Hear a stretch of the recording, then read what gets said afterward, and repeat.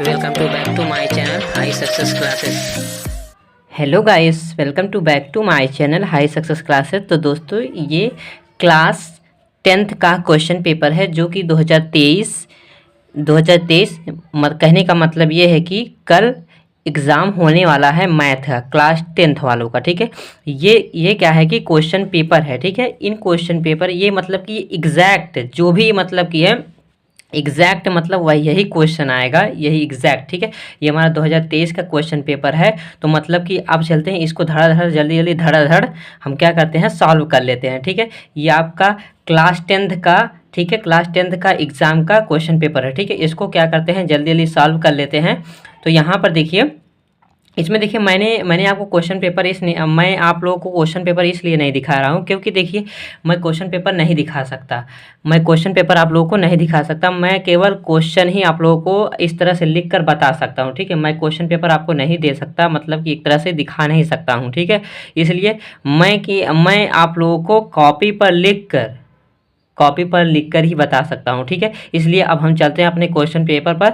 Video को ज़्यादा लेंदी नहीं करेंगे क्योंकि कल एग्ज़ाम भी है आप लोगों का 21 फरवरी। तो कल से एग्ज़ाम है, तो आज ही हम आप लोगों को बताते हैं। तो ये क्वेश्चन क्या है, अब यहाँ पर देखिए कह रहा है कि फर्स्ट क्वेश्चन है, कह रहा है निम्नलिखित में से कौन सा सअभाज्य संख्याओं का युग्म है। अब देखिए सअभाज्य संख्याओं का युग्म मतलब आप लोग जानते होंगे, आप लोगों ने अगर क्लास 10 हो सकता अच्छे से अगर पढ़ा होगा, तो अगर नहीं भी पढ़ा है तब भी मैं बता दूंगा। ठीक है, कोई उससे प्रॉब्लम नहीं है। ठीक है, देखिए इसमें सअभाज्य संख्याओं मतलब को प्राइम नंबर। ठीक है, जहाँ पर सअभाज्य संख्याएं दी गई हो वहाँ पर को प्राइम नंबर्स होते हैं, मतलब कि जिसका एचसीएफ 1 हो। ठीक है, जिस संख्या का एचसीएफ केवल 1 हो उसे हम क्या बोलते हैं, जिसका एचसीएफ 1 हो उसको हम क्या बोलते हैं पता है, जिसका एचसीएफ 1 हो। ठीक है, केवल 1 हो तो हमारा वहाँ पर क्या होगा पता है ना, वो हमारा क्या होगा, आंसर इसमें टिक सही रहेगा। ठीक है, एचसीएफ 1 होना चाहिए। अब यहाँ पर देखिए इसका वाला जो होगा इस 18 का, ठीक है, 18 और 25 का, इसका क्या होगा एचसीएफ हमारा, देखिए 18 और 25 का। देखिए अगर हम एचसीएफ तो आप लोग निकालना जानते ही होंगे, अगर हम 14 मतलब 2 गुणे 7 और हम 35 का निकालते हैं तो यहाँ पर क्या हो जाएगा, 5 गुणे 7 हो जाएगा। इसका एचसीएफ कितना हो जाएगा, 7 हो जाएगा। ठीक है, एचसीएफ कितना हो जाएगा, 7। इसलिए हम जिसका एचसीएफ 1 हो वही क्या हमारा हो जाए, वो हमारा क्या होगा, को प्राइम नंबर, मतलब कि सअभाज्य संख्या। और ये तो नहीं होगा, ये हमारा क्या होगा, कट है, ये नहीं होगा। और इस पे चलते हैं, अगर हम 18 का 2 गुणे 3 गुणे 3, ठीक है,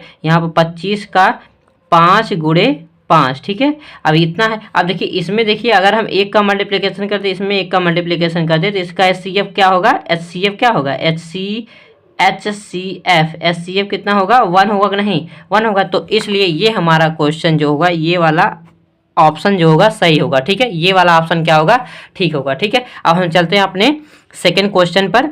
जल्दी इसको सॉल्व कर लेते हैं। ये भी नहीं होगा। ठीक है, इसको अभी अगर काटेंगे तो 2 मतलब कि 3 का मल्टीप्लिकेशन होगा। ठीक है, 3 का इसमें मल्टीप्लिकेशन होगा जो कि इसमें एचसीएफ 3 आएगा और इसमें क्या होगा, एचसीएफ कितना आएगा, 2 आएगा। क्योंकि अगर ये भी 2 से कटेगा, ये भी 2 से कटेगा, अगर हम काटेंगे तभी हम ये कर सकता है। ठीक है, इसलिए इसका एचसीएफ 2 आएगा। जिसका एक एचसीएफ आए वही हमारा को प्राइम नंबर है, मतलब कि सअभाज्य संख्या है।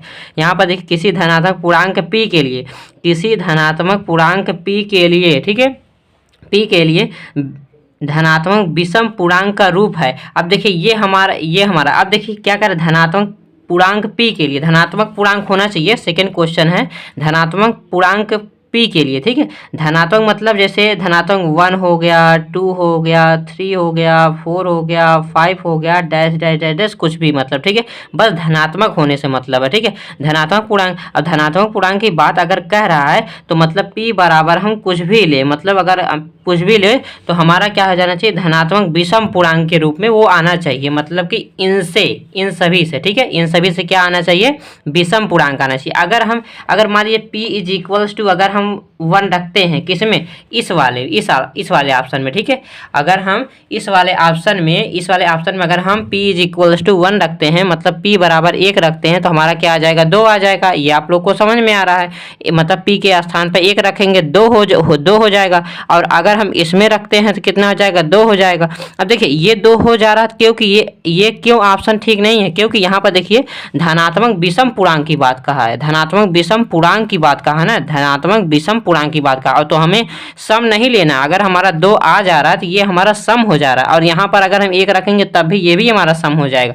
अगर हम यहाँ रखते हैं देखिए 2 गुणे 1 प्लस 1 इज इक्वल्स टू कितना हो जाएगा, 2 1 2 1 3। अगर हम 2 रखते हैं तब भी 2 दूनी 4 1 5 हो जाएगा, मतलब हमारा विषम पूर्णांक आना चाहिए। ठीक है, अब चलते हैं हम थर्ड क्वेश्चन पर अपने।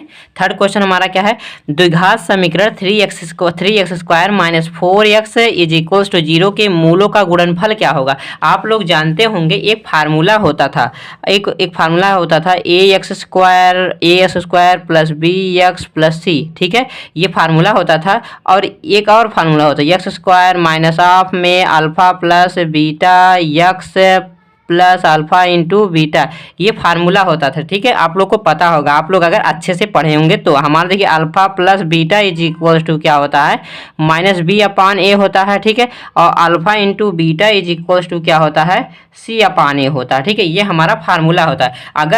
अगर हम यहाँ से इस इक्वेशन को लेकर सॉल्व करें तो हमारा इक्वेशन क्या है, 3x स्क्वायर है, वही हम इक्वेशन को लेकर सॉल्व कर रहे हैं जो कि हमें दिया गया है। यहाँ पर देखिए इज इक्वल्स टू क्या है, 0 है। ठीक है, यहाँ पर 3x स्क्वायर माइनस 4x है। ठीक है, 3x स्क्वायर माइनस 4x है, ये हमारा इतना है। तो हम इसको क्या करेंगे, देखिए हमारा a बराबर क्या है, पता है a बराबर हमारा क्या है, ए बराबर बताइए, ए बराबर हमारा क्या है, 3 है। अब देखिए बी बराबर क्या है, बी बराबर क्या है, -4 है। तो सी बराबर क्या है, यहाँ देखिए, यहाँ मैचिंग कीजिए, ए एक्स स्क्वायर ए बराबर क्या है, 3 है, बी बराबर क्या है, -4 है। समझ में आ रहा है आप लोग को। अब यहाँ पर सी बराबर क्या है, 0 ही होगा ना, यहाँ देखिए 0 होगा, क्योंकि जब सी के प्लेस पर कुछ नहीं है तो 0 ही होगा। तो हमारा सी बराबर क्या हो जाएगा, 0। तो यहाँ पर क्या क्या कह रहा है, मूलों का गुणनफल, ध्यान दीजिए, मूलों का गुणनफल पूछ रहा है। देखिए मूलों का गुणनफल पूछ रहा है, तो यहाँ पर अल्फा इंटू बीटा बराबर सी बराबर क्या है, देखिए 0 है, और ए बराबर क्या है, 3 है। अगर हम भाग देते हैं तब भी 0 आएगा। तो इसमें ऑप्शन कौन सा सही होगा, ये वाला ऑप्शन हमारा सही होगा। ठीक है, अब हम चलते हैं अपने इसमें ये वाला, और इसमें चलते हैं आप क्वेश्चन पे, फोर्थ क्वेश्चन पे। ठीक है, कह रहा है कास 60 डिग्री और cos 30 degree minus sine 60 degree sine 30 degree का मान ज्ञात कीजिए। ठीक है, तो यहाँ पर देखिए पहले हम क्वेश्चन को लिख लेते हैं। अब देखिए कास 60 डिग्री का वैल्यू कितना होता है, कास 60 डिग्री का, देखिए कास 60 डिग्री, कास 30 डिग्री, ठीक है, minus sine 60 degree sine 30 degree. ठीक है, अब यहाँ पर देखिए कास 60 डिग्री का मान कितना होता है, कास 60 डिग्री का मान नहीं पता है, तो यहाँ पर देखिए हम बता देते हैं 1/2 होता है। ठीक है, ये बात याद रखिएगा, क्योंकि साइन 30 अंश का मान 1/2 होता है, कास 60 डिग्री का मान 1/2 होता है। ठीक है, अपोजिट होता है। इसका क्या होता है, इसका रूट में 3/2 होता है, इसका कितना होता है, 3/2 होता है, मतलब साइन 60 डिग्री का मान तो रूट में 3/2 होता है, और इसका कितना होता है, 1/2 होता है। तो सिंपल सी बात है, ये हमारा क्या हो जाएगा, रूट में 3/2 माइनस, सॉरी यहाँ पर 4 होगा, क्योंकि यहाँ पर देखिए 2 का मल्टीप्लिकेशन 4 हो जाएगा, यहाँ पर रूट में 3/4 हो जाएगा, इससे कैंसिल आउट 0 हो जाएगा। ठीक है, इसमें देखिए 0 कहीं पर है हमारा, इसमें देखिए, इसमें आपका आंसर जो है 0 होगा। ठीक है, इसमें आपका आंसर क्या होगा, 0 होगा। एक बात याद रखिएगा, इसमें आपका आंसर 0 होगा, ये हम बता दे रहे हैं। ठीक है, अब कह रहा है कि 2 बिंदुओं का निर्देशांक, ठीक है, 2 बिंदुओं के निर्देशांक, ध्यान दीजिए क्वेश्चन पर, 2 बिंदुओं के निर्देशांक -8 कामा 0 और हैं, मतलब कि इसके बीच में कुछ है, इसलिए और है कहा है। ठीक है, समझ में आ रहा है ना, 0 कामा -8 इन बिंदुओं से बने रेखाखंड के मध्य बिंदु का निर्देशांक ज्ञात कीजिए। अब यहाँ से देखिए, जैसे हम एक लाइन ड्रॉ कर देते हैं। ठीक है, एक लाइन ड्रॉ किए हैं, यहाँ से यहाँ तक लाइन ड्रॉ कर दिए हैं। अब यहाँ से देखिए हमारा ये जो फर्स्ट वाला बिंदु दिया गया है, ध्यान दीजिएगा थोड़ा सा आप लोग। ठीक है, ये फर्स्ट वाला जो बिंदु दिया गया है, यहाँ देखिए -8 कामा 0 है, और इसके बाद 0 कामा -8 है। तो यहाँ पर देखिए -8 कामा 0 और यहाँ पर 0 कामा -8 ये है। तो मतलब इसके मध्य बिंदु का निर्देशांक पूछ रहा है। मध्य बिंदु का जब निर्देशांक ज्ञात करेंगे तो यहाँ पर एक मध्य बिंदु का निर्देशांक का हमारा फार्मूला होता है। ठीक है, मध्य बिंदु का निर्देशांक का फार्मूला होता है x1 + x2/2 कामा y1 प्लस y2 अपान 2 होता है, ठीक है। और यहाँ देखिए x1 का वैल्यू क्या होगा, ये x1 हो जाएगा। यहाँ पर हम आपको लिख कर दिखाकर बता दे रहे हैं, -8 और 0 है, और यहाँ पर 0 कामा -8 है, तो यहाँ पर x1 हो जाएगा, और ये हमारा y1 हो जाएगा, ये हमारा x2 हो जाएगा, ये हमारा y2 हो जाएगा। तो हमारा देखिए x1 का वैल्यू कितना है, -8 है, ठीक है। और प्लस यहाँ पर लगा देते हैं, x2 का वैल्यू कितना है, 0 है, तो यहाँ पर 0 लगा देते हैं, अपॉन 2 हो गया, ठीक है। समझ आ रहा है, इस तरह से होता है। अब यहाँ पर कामा हो गया, y1 का वैल्यू कितना है, y1 का वैल्यू 0 हो गया, और y2 का वैल्यू -8 अपॉन 2 हो गया, ठीक है। अब यहाँ पर देखिए जब भाग देंगे तो क्या आ जाएगा, 4 कामा -4 आ जाएगा। तो मतलब सिंपल सी बात है, इसमें से हमारा आंसर कौन सा होगा, यहाँ पर माइनस लगा था जो कि हमने नहीं लगाया था, इसमें तो थर्ड वाला आंसर आपका ठीक है, ठीक है। अब चलते हैं छठवें क्वेश्चन पर। हमारा कह रहा है कि यदि 2 cos 3 theta is equals to 1 हो तो थीटा का वैल्यू फाइंड आउट कीजिए, ठीक है। थीटा का वैल्यू ज्ञात करना है। तो यहाँ पर क्या है हमारा 3, यहाँ पर देखिए 2 cos 3 theta is equals to 1 है, तो थीटा का वैल्यू हमें ज्ञात करना है। तो सिंपली यहाँ पर क्या करेंगे, 2 को क्या करेंगे, इसके नीचे लेकर जाएंगे, तो हमारा cos 3 theta is equals to 1/2, ठीक है। यहाँ पर cos 3 थीटा, अब आप लोग बताइए कि कास कितने अंश का मान हमारा 1/2 होता है, ये हमारा कास 60 अंश का मान जो होता है 1/2 होता है। तो इस कास को ये कास एक तरह से कैंसिल आउट हो जाएगा, यहाँ पर 3 theta is equal to 60 degree हो जाएगा, ठीक है। और ये 3 इसके नीचे लेकर जाएंगे, तो हमारा थीटा इज इक्वल टू क्या हो जाएगा, 60 डिग्री अपॉन 3 हो जाएगा, कैंसिल आउट हो जाएगा, ठीक है। हमारा कितना बचेगा, theta is equals to 20 degree, ठीक है। ये हमारा आंसर हो गया। तो इसमें से देखिए आप लोगों का ये वाला आंसर होगा, फोर्थ वाला, ठीक है। इसमें से फोर्थ वाला आंसर होगा। अब चलते हैं 7वें क्वेश्चन पर। एक लंबवृत्तीय बेलन के आधार पर क्षेत्रफल 9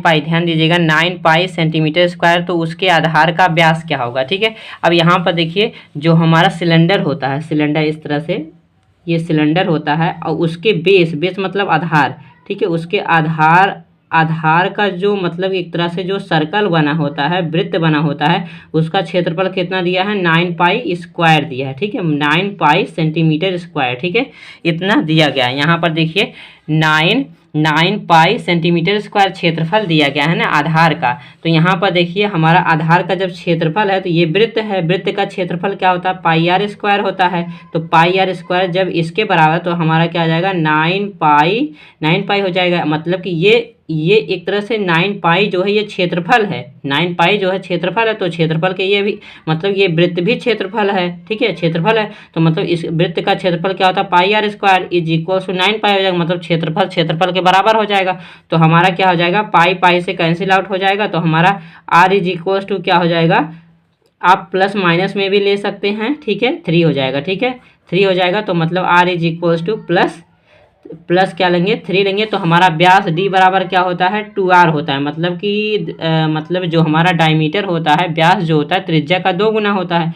तो हम क्या करेंगे, 2 गुणे 3 इज इक्वल टू 6 हो जाएगा। ये आप लोग का आंसर हो जाएगा सेंटीमीटर, ठीक है, सेंटीमीटर। अब हम चलते हैं नेक्स्ट क्वेश्चन पर। अभी तो नेक्स्ट क्वेश्चन है, अभी इसके बाद आप लोगों को वीडियो प्रोवाइड करेंगे। तो दोस्तों यदि वीडियो अच्छा लगा हो, चैनल को सब्सक्राइब करके बेल आइकन को प्रेस करिए, ताकि अपलोड किए वीडियो का नोटिफिकेशन आप तक पहुंच सके। तो दोस्तों आज के लिए इतना ही, जय हिंद।